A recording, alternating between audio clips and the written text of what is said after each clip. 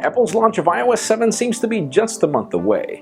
The Sony Onami is rumored to bring more than just a 20-megapixel camera, and believe it or not, Google has blocked the Windows Phone 8 YouTube app once again. I'm Jaime Rivera, and every time I feel like pulling out my Windows Phone from the drawer, something goes wrong. This is Pocket Now Daily.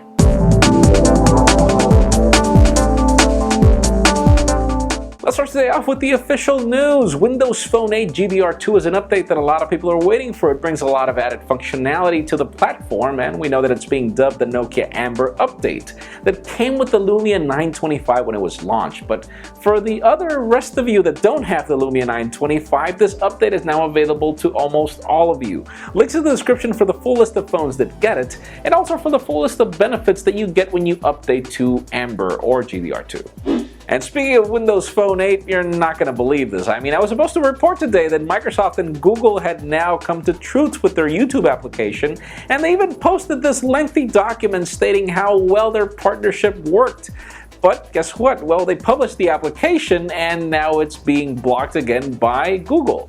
And now we've got another lengthy document from Microsoft stating how bad this relationship is. So let's see the description for the document, and so sorry.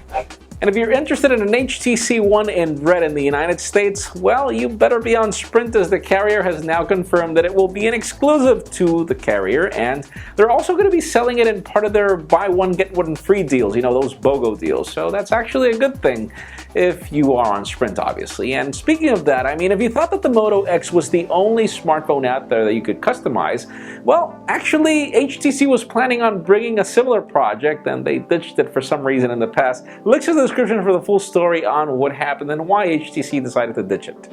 Now let's talk about Sony. We finally get some leaked photographs of the Sony Onami in white, even being compared to the iPhone 5, and yes, this thing is big, but even bigger is the fact that apparently this phone is not only bringing a 20-megapixel camera. If you remember, in the past we were reporting that this phone was supposedly recording video in 4K, and apparently these trusted sources now confirm that it's coming. So imagine 4K video. How big is your SD card going to have to be?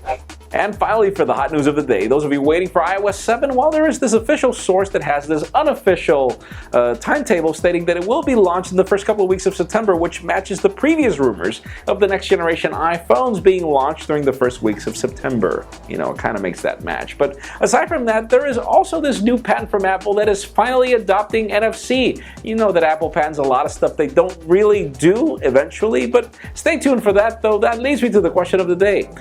Seriously, it's been a couple of years since NFC is in the market. It's kind of hard to see Apple doing it now. So the question is, do you really use NFC? Do you see it as a worthy feature of your phone?